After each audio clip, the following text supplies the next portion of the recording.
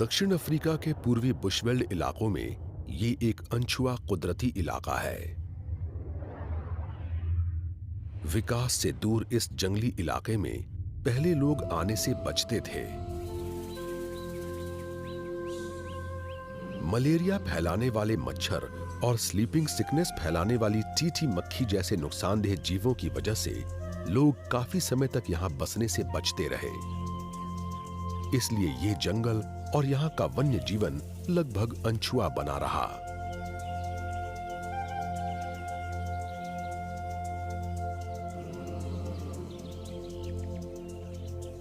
फिर रोमांच पसंद करने वाले कुछ पायनियरों ने बीमारियों और खतरनाक जीवों का सामना करके इसे बदल दिया, लेकिन उनकी खोजबीन का वन्य जीवन पर बुरा असर पड़ा। लगभग 100 साल पहले शिकारियों को इस जगह का पता चला और कई वर्षों तक ट्रैकर यहां के जंगली जीवों का पता लगाते रहे और शिकारी उन्हें मारते रहे। यहां पाए जाने वाले बड़े जानवरों ने राजकुमारों और राष्ट्रपतियों को आकर्षित किया और वे सब के सब बिग 5 कहलाने वाले इन जीवों को ढूंढकर उनका शिकार करना चाहते थे। शेर, अफ्रीका के जानवरों का राजा।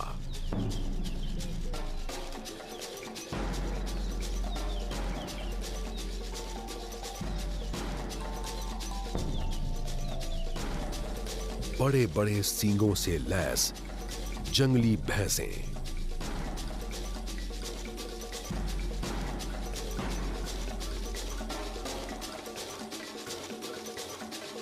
गैंडा जिसके सींग में जादुई ताकत बताई जाती है,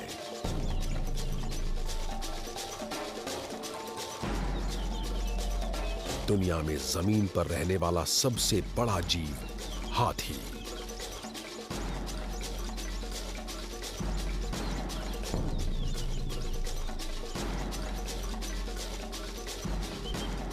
और छिपकर रहने वाला चालाक और खूबसूरत तेंदुआ।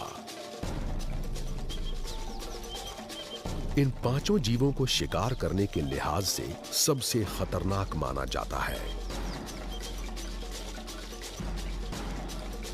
परिंदों और बिग 5 के बहुत ज्यादा शिकार से यहां जीवों की तादाद में भारी गिरावट आई, जिसने भविष्य की समझ रखने वाले कुछ कंजर्वेशनिस्टों को 35 साल पहले एक ऐतिहासिक कदम उठाने की प्रेरणा दी और उन्होंने बचे हुए जीवों की हिफाजत के लिए पहल की।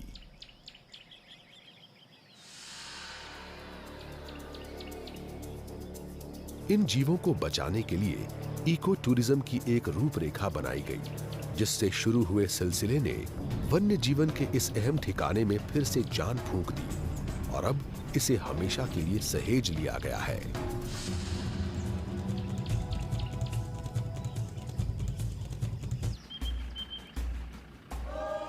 ये इस जंगली इलाके को दोस्तों और परिवार वालों को दिखाने के मकसद से एक निजी कोशिश के तौर पर शुरू हुआ था और उस समय लोग पुरानी लैंड रोवर गाड़ियों में जंगल में घूमते रहते थे। आज ये इलाका साउथ अफ्रीका के सबसे आकर्षक और लोकप्रिय वाइल्ड लाइफ हॉलिडे ठिकानों में से एक बन चुका है।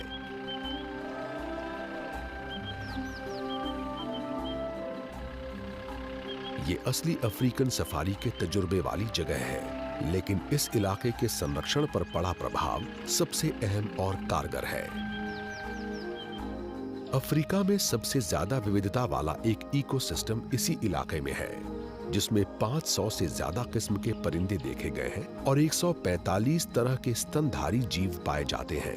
यहाँ शिकार बनने वाले और शिकार करने वाले जीवों की भरमार है। शाकाहारी जीवों के भोजन स्रोत के रूप में यहाँ उपलब्ध अनेक तरह की वनस्पतियों में पेड़ों की 330 किस्में शामिल हैं। इससे यहाँ शाकाहारी जीवों की काफी बड़ी तादाद पलती बढ़ती है और वो यहाँ पाए जाने वाले मांसाहारी स्तनधारी, सरीसृपों और उभयचरों का भोजन बनते हैं। डॉर्फ मंगूस जैसे सबसे छोटे मांसाहारी जीव से लेकर दुनिया के सबसे ऊंचे शाकाहारी जीव जिराफ तक सबको यहाँ देखा जा सकता है। यहाँ सफारी पर जाना अफ्रीकी जंगल की कुदरती जिंदगी को महसूस करने का मौका है। यहां कुछ अनोखा हो रहा है। ये जिराफ अजीब तरह से पेश आ रहे हैं। ये सभी एक ही दिशा में देख रहे हैं। इनके कान सजग हैं और ये पूरे गौर से सुन रहे हैं। शेर, अफ्रीका के सबसे बड़े विडाल वंशी शिकारी। लेकिन जिराफ कोई आसान शिकार नहीं है। नर जिराफ की ऊंचाई 5.4 मीटर और वजन लगभग 1000 किलो तक हो सकता है। अपनी लंबी टांगों और बड़े बड़े खुरों से ये जोरदार हमला कर सकते हैं, जो किसी शेर के लिए जानलेवा हो सकता है। जिराफ अपने ऊंचे कद का फायदा उठाते हैं। अपने आसपास के इलाके में इस तरह से निगाह रखने की क्षमता जिराफ के लिए शिकारियों के हमलों से बचने का एक और सुरक्षा उपाय है। लेकिन ये शेरनी अकेली है। अपने झुंड की मदद के बिना इससे जिराफों को कोई खतरा नहीं है।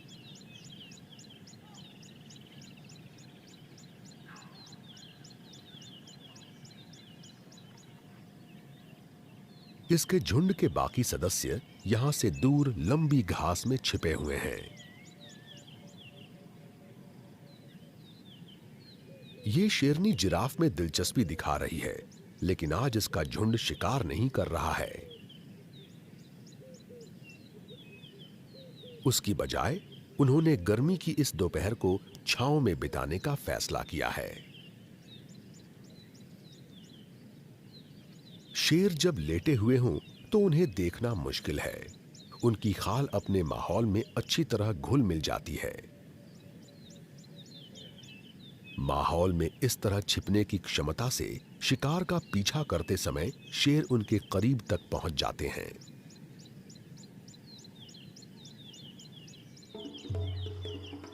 दक्षिण में आगे झुंड के नर भी आराम कर रहे हैं।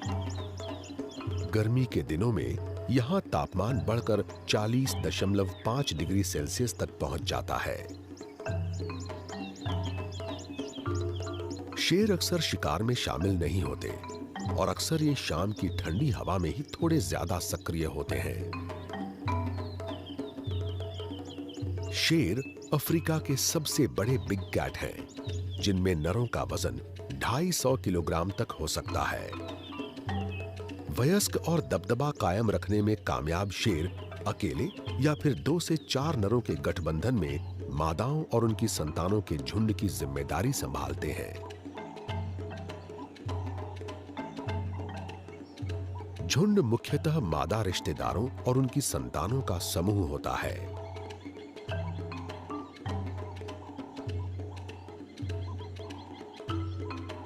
शेरनियां पॉलिएस्ट्रस होती हैं, यानी ये साल भर में कई बार प्रजनन के लिए तैयार हो सकती हैं।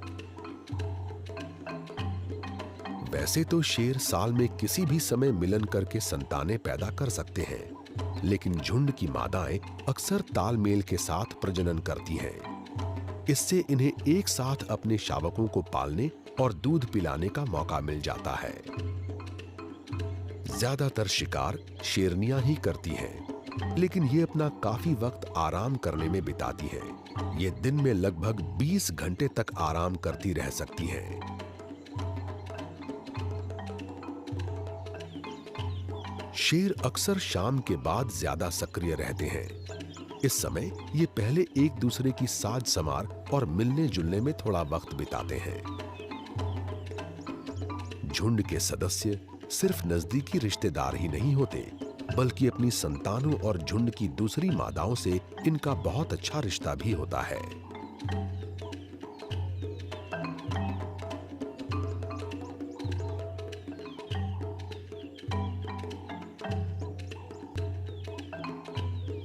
आपसी साज संवार से रिश्ते मजबूत होते हैं और शिकार के लिए निकलने पर इन रिश्तों की मजबूती दिखाई देती है, जहां ये टीम के रूप में काम करने के लिए एक दूसरे पर भरोसा करते हैं। किसी जमाने में शेरों की दहाड़ एक डरावनी आवाज थी, जो रात को कैंप फायर के आसपास सुनाई देती थी। आज यहां आने वाले लोग इन शानदार जीवों को अपने कुदरती माहौल में रोज के काम में लगा देख सकते हैं। रोज लगभग 6 घंटे की सफारी होती है। अच्छी तरह ट्रेन्ड गाइड अपने मेहमानों को हर सुबह और फिर दोपहर ढलने पर जंगल में उन जानवरों की तलाश में ले जाते हैं जिन्हें देखने के लिए वो अक्सर काफी दूर से आए होते हैं। गाइड बहुत अच्छी तरह ट्रेन्ड होते हैं और स्थायी रूप से रिजर्व में ही तैनात रहते हैं, इसलिए ये हर जानवर को पहचान कर उसके इलाके की भी जानकारी रखते हैं। इससे गाइडों के लिए उस वक्त जानवरों को ढूंढने की संभावना बढ़ जाती है जब वे मेहमानों को गेम ड्राइव पर ले जाते हैं। शेरों के झुंड के आसपास वक्त बिताने का एहसास सचमुच बेजोड़ होता है और ये लोग अपने साथ अमिट यादें लेकर जाएंगे। शाम ढलते ही शेर रवाना हो गए और धीरे धीरे लॉज की ओर लौट रहे मेहमान शाम की ठहरी हुई ठंडी हवा और अफ्रीका के सूर्यास्त से आसमान में फैले शानदार रंगों का आनंद ले रहे हैं।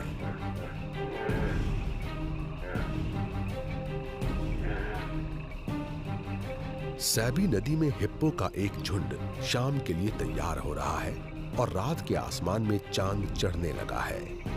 इस सफारी के पहले दिन का ये बिल्कुल सही अंत है।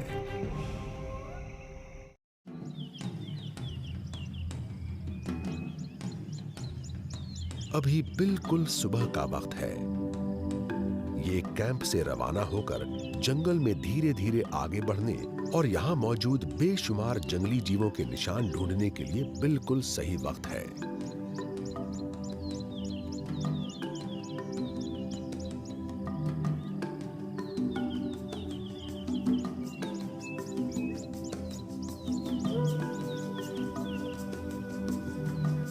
इन्हें लगभग तुरंत ही इनाम के तौर पर एक जल कुंड की गहराइयों से निकलते 2 हिप्पो नजर आ गए। हिप्पो सेमी एक्वाटिक जीव हैं और ये खुद को ठंडा रखने के लिए दिन भर पानी में रहते हैं।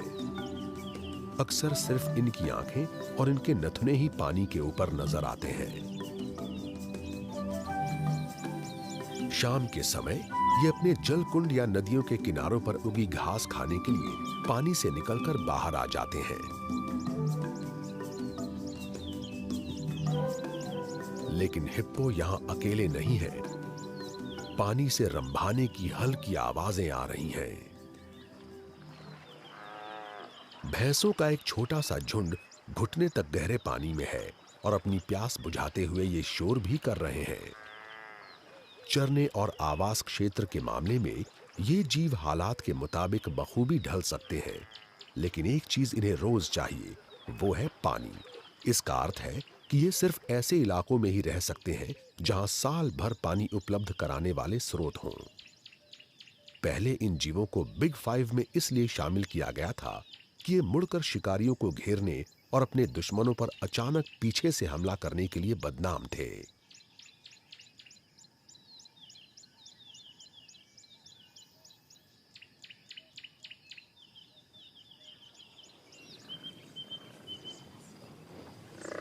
शायद शिकार के सबसे मुश्किल हालात में ये जीव खतरनाक हो सकते हैं, लेकिन अगर इन्हें इनके प्राकृतिक आवास क्षेत्र में आराम से रहने दिया जाए तो ये बहुत शांत जीव साबित होते हैं, जो जंगल में चरने की बढ़िया जगह चुनकर सुकून से अपना पेट भरते हैं और अपना पूरा दिन चरने और पास के जल कुंड या नदी से पानी पीने में बिताते हैं।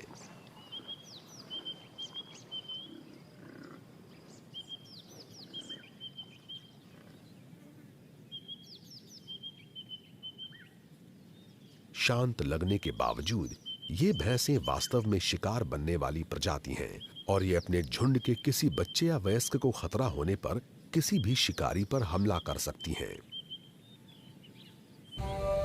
भैंसें झुंड में रहती हैं, लेकिन इनके नर अक्सर बैचलर ग्रुप बना लेते हैं। इसमें समान उम्र वाले नर होते हैं जो मुख्य झुंड के एक छोटे हिस्से के रूप में रहते हैं।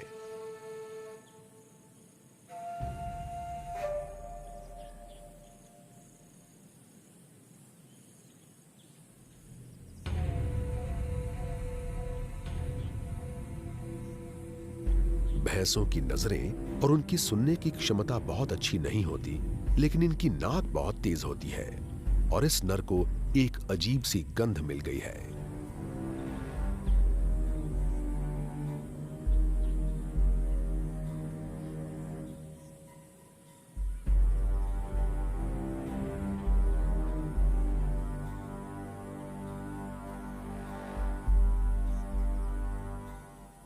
इस गंध से ये जरूरत से ज्यादा सतर्क नहीं है, लेकिन ये अपने हाव भाव से दिखा रहा है कि इसे अनजान जीवों की मौजूदगी की जानकारी है। कई बार बूढ़े नर अकेले रहना पसंद करते हैं और वो कभी कभार ही झुंड के पास आने पर उसमें शामिल होते हैं। भैंसें अक्सर कीचड़ में नहाने का आनंद लेती रहती हैं। ये कीड़े मकोड़ों को दूर रखने का कारगर तरीका है, जिसके जरिए भैंसें परेशान करने वाली मक्खियों, टिक्स और दूसरे परजीवियों से छुटकारा पाती हैं।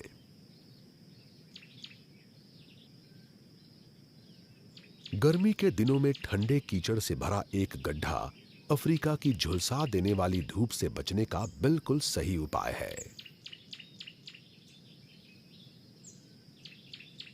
अपने बचाव के लिए नर और मादा दोनों के सिर पर बड़े बड़े सींग होते हैं।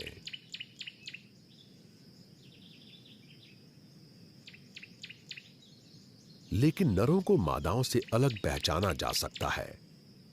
नरों का माथा एक ज्यादा सख्त खोल से ढका रहता है, जो आपसी लड़ाई के समय उनके दिमाग को बचाता है। इस शील्ड को बॉस कहते हैं।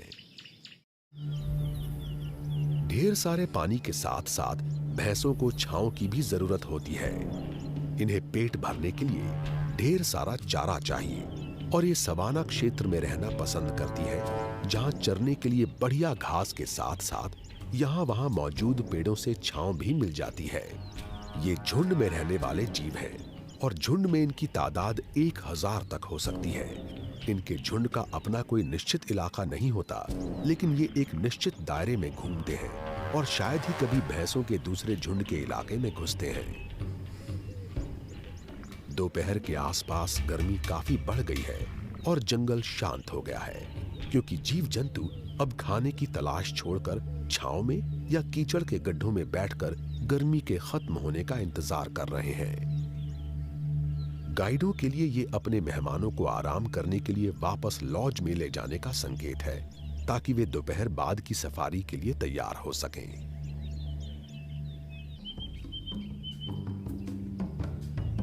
सैबी सैंड रिजर्व की किसी भी जगह पर आने वाले मेहमानों के लिए कभी नहीं भुला सकने वाले तजुर्बे की गारंटी है।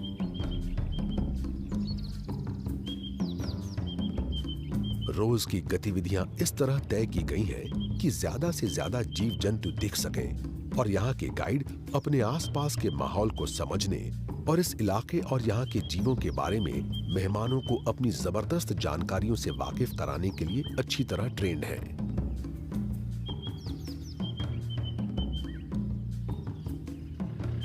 जंगल में जीव जंतुओं द्वारा छोड़े गए निशानों को पहचानने और उन्हें समझने की क्षमता से गाइड अपने मेहमानों को इस प्राकृतिक आवास क्षेत्र की बारीकियों के बारे में समझा सकते हैं। आमतौर पर बिग 5 यहाँ के मेहमानों की साइटिंग विश लिस्ट में सबसे ऊपर होते हैं, लेकिन यहाँ मौजूद प्रजातियों की विविधता उनके वाइल्ड लाइफ के तजुर्बे को मुकम्मल बनाती है।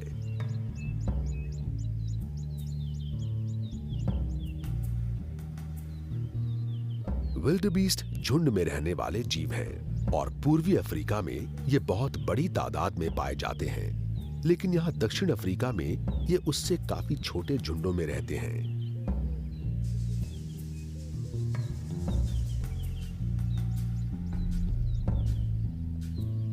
इनके समूह का आकार चारे और रहने की जगह की उपलब्धता से तय होता है और यहाँ ये उस इलाके में कई अन्य जीवों के साथ रहते हैं।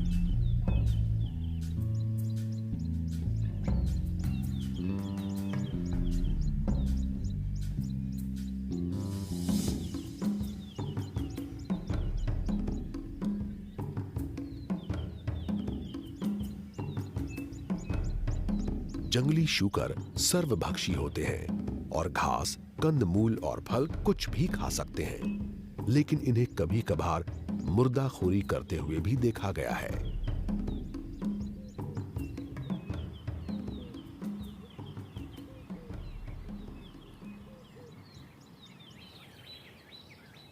सफारी आगे बढ़ रही है और जंगल में कुछ दूरी पर एक बड़ा सा जीव मौजूद है। यहां हाथी हैं।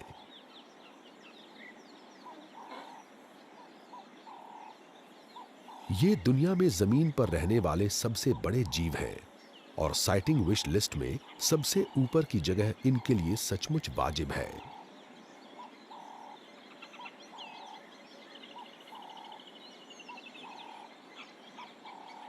अपने बड़े आकार और अपनी जबरदस्त ताकत के बावजूद आजकल हाथियों को इस तरह देखना बिल्कुल सुरक्षित है।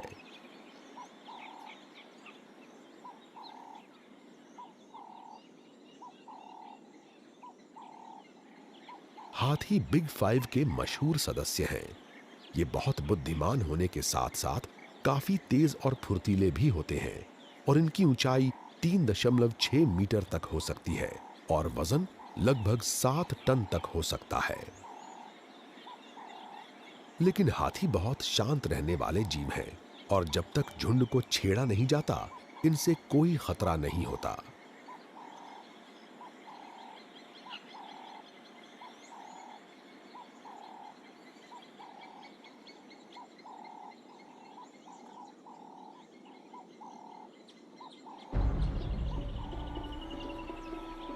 इस तरह के हालात में जब कोई हथनी अपने बच्चे के साथ बहुत करीब मौजूद हो, तो जानवरों के व्यवहार के बारे में गाइड की जानकारी बहुत अहमियत रखती है।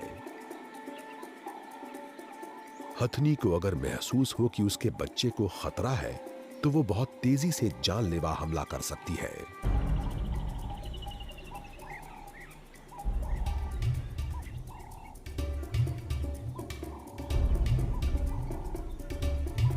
कई पीढ़ी पहले इन हाथियों का बेरहमी से शिकार किया जाता था, लेकिन आज इन्हें हमेशा अपनी हिफाजत के लिए सजग नहीं रहना पड़ता और इन्हें इंसानों से डरने की कोई जरूरत नहीं है। इस रिजर्व में हाथी बहुत आसानी से दिखाई दे जाते हैं। ये सफारी की गाड़ियों के अभ्यस्त हो चुके हैं और इंसानों की मौजूदगी को खतरे से जोड़कर नहीं देखते।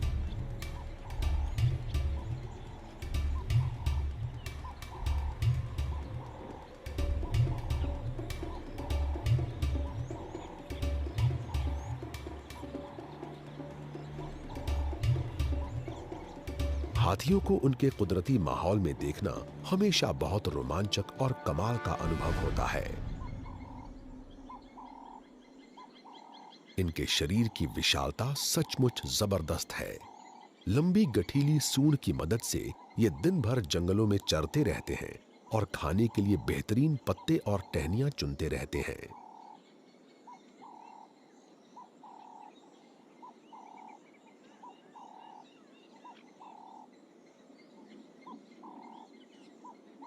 ये आगे बढ़ रहे हैं और पास मौजूद लोग इनकी लो फ्रीक्वेंसी वाली आवाजें और इनके पेटों की गुड़गुड़ाहट सुन सकते हैं। अक्सर इन आवाजों और झाड़ियों की सरसराहट और टहनियों के टूटने की आवाज से ही गाइडों को जंगल में मौजूद हाथियों की मौजूदगी का पता चलता है।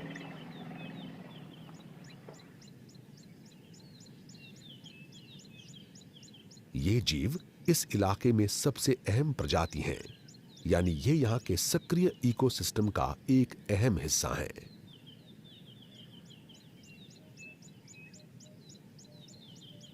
हाथी काफी हरियाली चरते हैं, लेकिन उनका पाचन तंत्र उसके बहुत कम हिस्से को ठीक से पचा पाता है।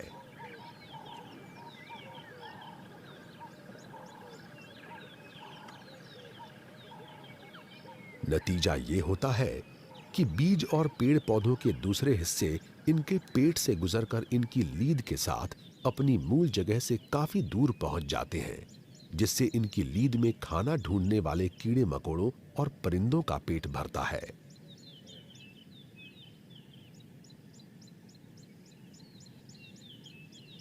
लेकिन इनके पाचन तंत्र के डायमेंशन बहुत दिलचस्प हैं। इनके बहुत बड़े से पेट की तुलना में इनका मुंह काफी छोटा होता है। किसी बड़े नर की आंतों की लंबाई 19 मीटर तक हो सकती है।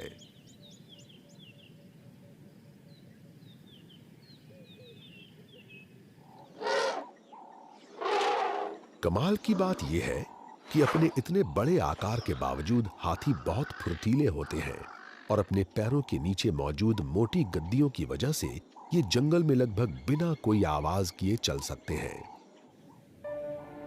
अपनी इस खासियत और अपने रंग की वजह से इन्हें अपने माहौल में आसानी से छिपने की सहूलियत मिलती है और रात होते ही ये विशाल जीव जंगल में बखूबी घुल मिल जाते हैं।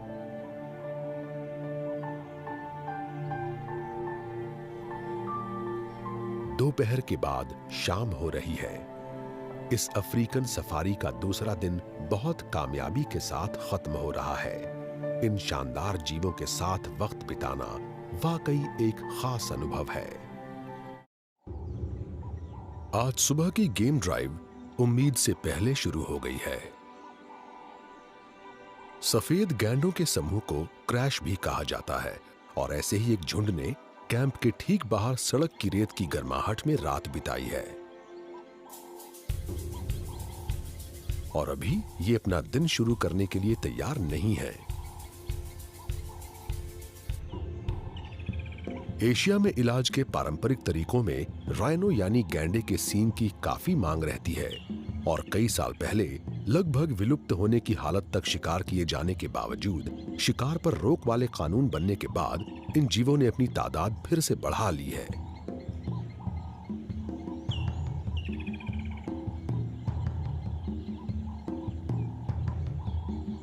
आज इनकी ठीक ठाक तादाद मौजूद होने के बावजूद पूरे अफ्रीका में अवैध शिकार बढ़ रहा है और एक बार फिर राइनो को निशाना बनाया जा रहा है।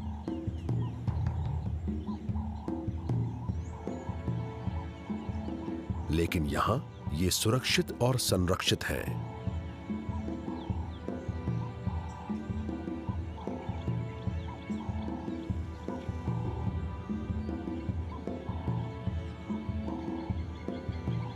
हमेशा राइनो यानी गैंडे के शरीर पर या आसपास दिखने वाले ये छोटे परिंदे ऑक्सपेकर हैं। इनका राइनो के साथ सहजीविता का रिश्ता है। ये उनके शरीर पर से कीड़े मकोड़े खाकर उनकी मदद करते हैं और खतरों से आगाह भी करते हैं। कोई खतरा आसपास हो तो ये परिंदे आवाज लगाकर राइनो को चेतावनी देते हैं।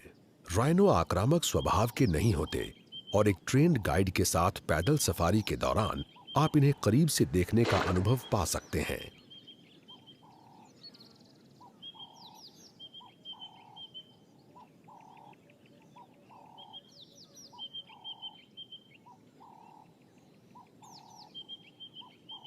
ये जानवर बहुत भारी भरकम और बेढंगे लगते हैं और इनकी आंखें भी कमजोर होती हैं, लेकिन इनकी नाक और इनके कान बहुत तेज होते हैं।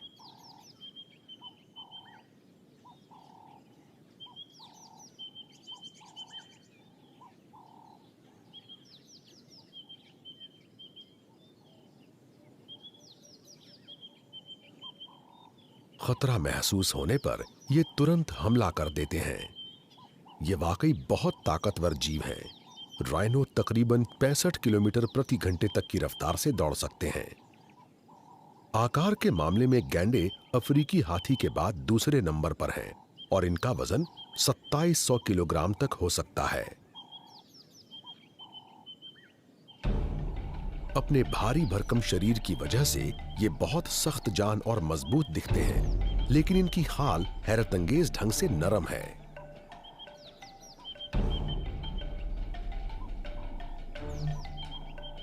ये धूप और कीड़े मकोड़ों के दंश के प्रति बहुत संवेदनशील होती है, इसलिए सफारी पर आए लोगों को कभी कभार ये ठीक वैसे ही कीचड़ में नजर आ जाते हैं जैसे कल सुबह भैंसें दिखी थीं। गैंडे चरने वाले जीव हैं और इस रिजर्व में मौजूद सवाना और घास के मैदान के मिले जुले इलाके इनके रहने के लिए बिल्कुल सही हैं।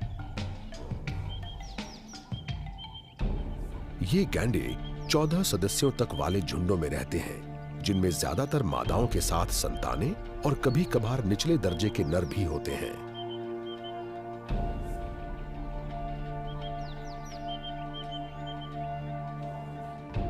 लेकिन ज्यादातर वयस्क नर अकेले रहते हैं और दबदबा कायम रखने वाले नर अपने इलाके की हिफाजत करते हैं।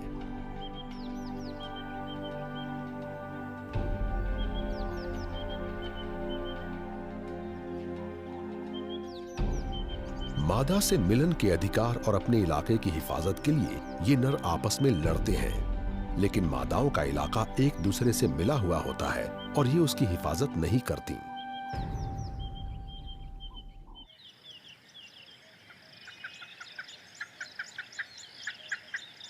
आसमान में सूरज ढलने के साथ ही जंगल में नटाल फ्रैंकोलिन की आवाज गूंजने लगी है।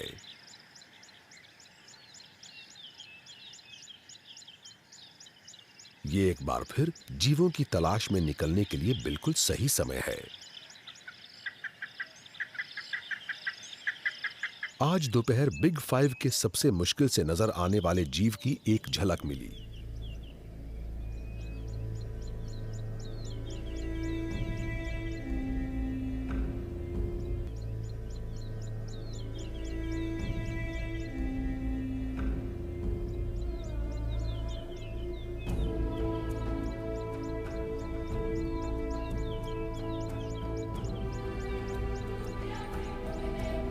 ये तेंदुआ है।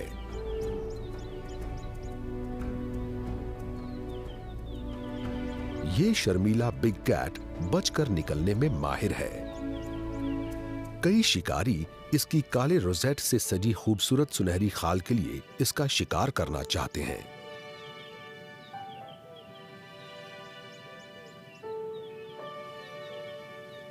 लेकिन अपनी इसी खाल की बदौलत इसे जंगल में लगभग गायब हो जाने की सहूलियत मिलती है।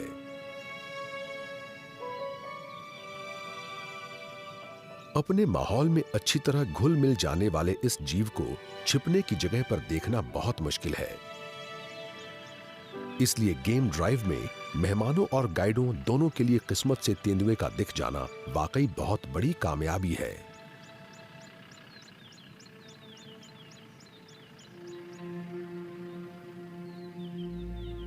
जानकारियों के आधार पर आगे बढ़ना बहुत महत्वपूर्ण है, नहीं तो लंबी घास में किसी तेंदुए को ढूंढना लगभग नामुमकिन होगा।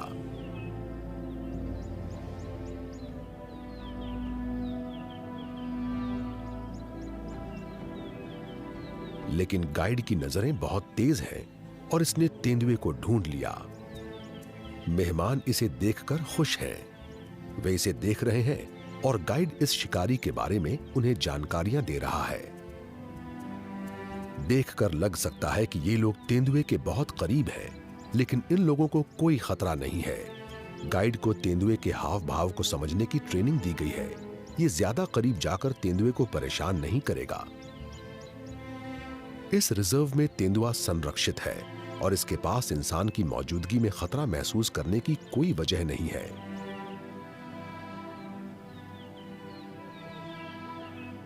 अब यहां शिकार नहीं होता और ये सुरक्षित इलाका है। इस तरह की साइटिंग से मेहमानों को बढ़िया फोटो खींचने का मौका मिलता है। इन शानदार जीवों को इनके प्राकृतिक आवास क्षेत्र में इतने करीब से देखना सचमुच कमाल का अनुभव है।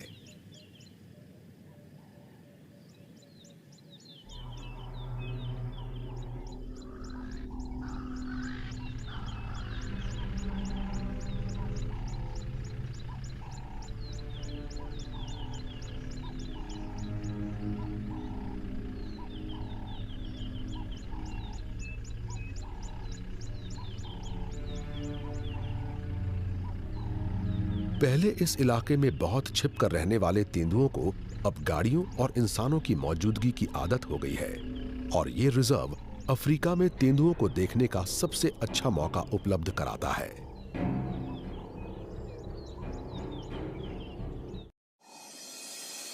किसी तेंदुए को पेड़ पर आराम करते हुए देखना अफ्रीकन सफारी की सबसे अच्छी साइटिंग में से एक है।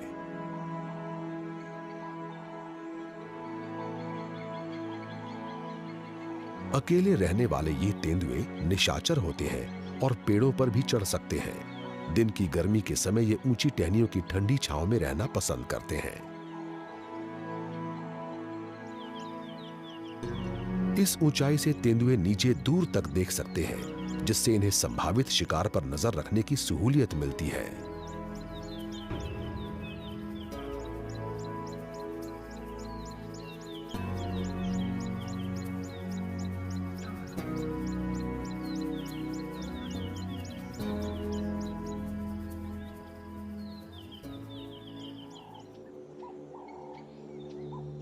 बेहद फुर्तीले और ताकतवर तेंदुए नजर में नहीं आने के लिए मशहूर हैं और ये ऊपर से छलांग लगाकर नीचे मौजूद शिकार को कुछ ही पलों में मार सकते हैं और अपने से 3 गुना ज्यादा वजन वाले शिकार को खाने के लिए पेड़ पर ले जा सकते हैं।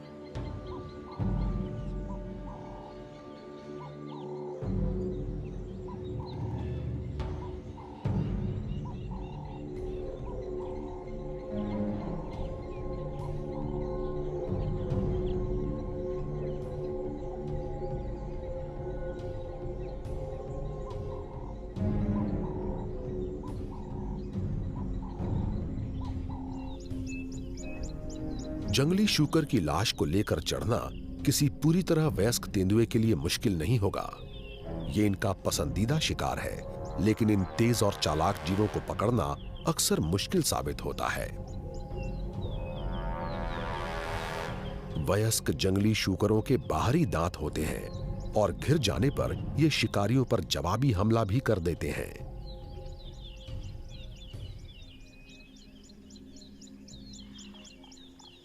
अपने बच्चों की हिफाजत कर रही मां से सचमुच काफी खतरा हो सकता है।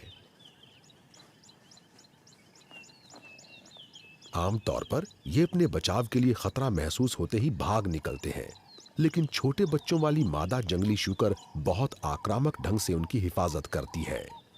ये इतनी बुरी तरह जख्मी कर सकते हैं कि कुछ मामलों में तो ज्यादा खून बहने से हमलावर शिकारी की मौत हो जाती है।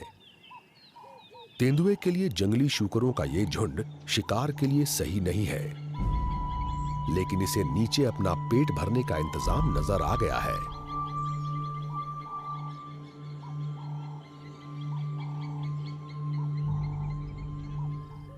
ऊपर छिपे खतरे से बेखबर जंगली शूकरों का ये परिवार धीरे धीरे घास चरते हुए आगे बढ़ रहा है।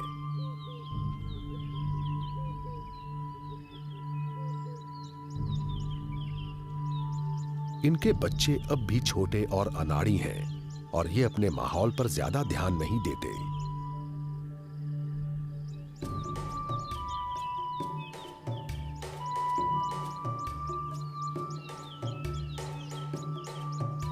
ये सीधे पेड़ के नीचे आ गए हैं और इन्हें पता नहीं है कि इनके ऊपर पक्की मौत मौजूद है। तेंदुए मौके का फायदा उठाने वाले उस्ताद शिकारी हैं और इनकी खुराक में काफी विविधता होती है। हालात के मुताबिक अच्छी तरह ढल जाने वाले ये जीव कई तरह के शिकार पकड़ सकते हैं और अपने लक्ष्य का पता लगाने के लिए अपने तेज कान और कमाल की नजर का इस्तेमाल करते हैं। अगर तेंदुआ आज शिकार करने में कामयाब रहा तो दूसरे शिकारियों और मुर्दाखोरों से बचाने के लिए ये शायद लाश को पेड़ पर ले आएगा।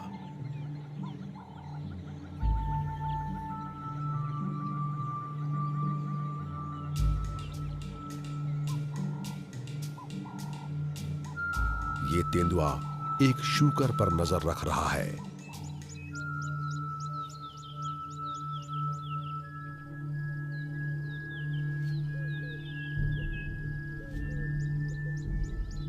लेकिन आज बहुत गर्मी है और तेंदुए के लिए ये ऐसा मौका नहीं है जिसमें इतना दमखम लगाया जाए, और इसने कोशिश करने की बजाय दिन की गर्मी में सोते रहना और रात का इंतजार करने का फैसला किया।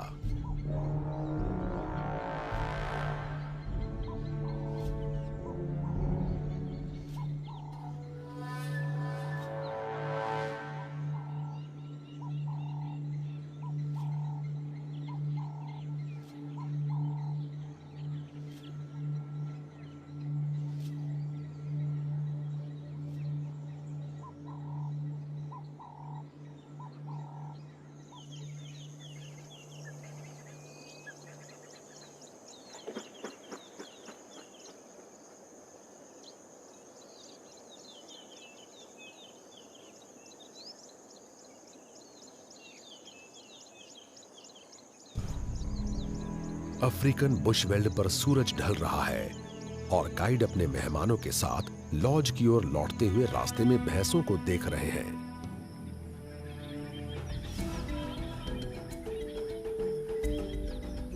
इन उम्रदार नरों ने पूरा दिन कीचड़ में बिताया है और अब ये रात बिताने के लिए कोई सुरक्षित जगह ढूंढने के लिए जा रहे हैं।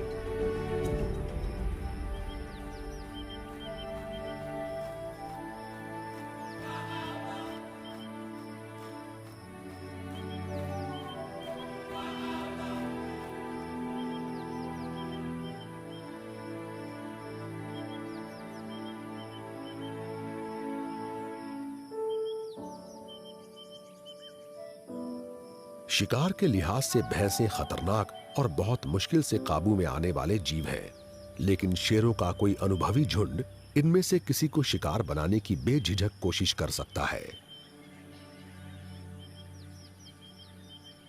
भैंस का शिकार करने का अर्थ है ढेर सारे शेरों के लिए पेट भर खाना।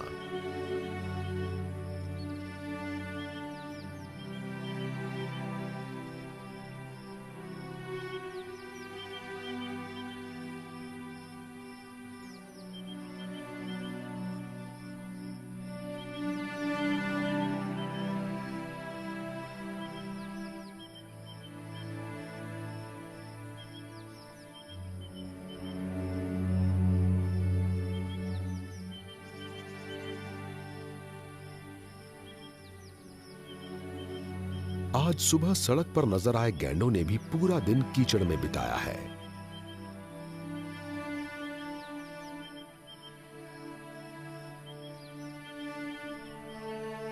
गैंडे चरने वाले जीव हैं और ठंडे माहौल में ये दिन और रात के समय कुछ घंटों के अंतर पर चरते रहते हैं।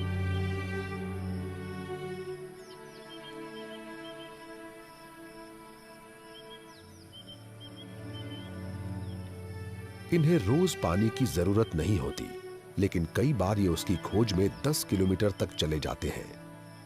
लेकिन यहां ये जरूरी नहीं है। इस इलाके के जल कुंडों और यहां की नदियों में ढेर सारा पानी उपलब्ध है।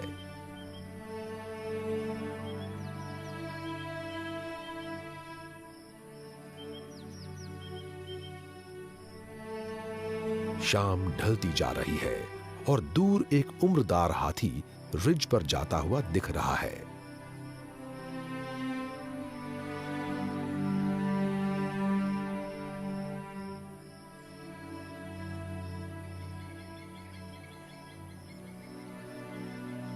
तेंदुआ पेड़ से उतरकर झाड़ीदार जंगल की ओर बढ़ रहा है।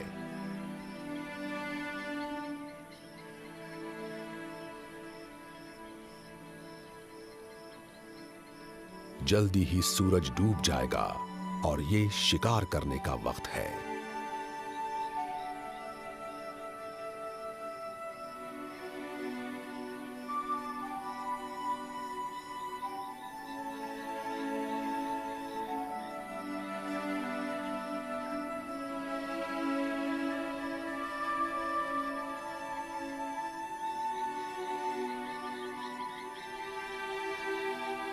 लेकिन निश्चित रूप से गैंडे तेंदुए की खुराक में शामिल नहीं है। ये अपने लिए सही शिकार की तलाश में आगे बढ़ता रहेगा।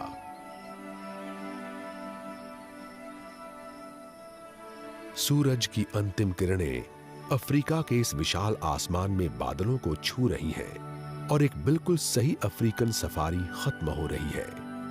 पुराने जमाने में शायद शिकारी यहां कैंप लगाकर अगले दिन के शिकार की योजना बनाते होंगे, लेकिन अब इस रिजर्व में जीव जंतुओं को यह भरोसा दिया जा सकता है कि उनके इलाके में आने वाले लोग सिर्फ सफारी के लिए आए मेहमान होंगे, जो इन जीवों को उनके कुदरती इलाके में देखना चाहते हैं। जब तक लोग आते रहेंगे, इस इलाके और यहाँ के वन्य जीवन के संरक्षण के लिए पैसों का इंतजाम होता रहेगा और ये जीव सुरक्षित रहेंगे।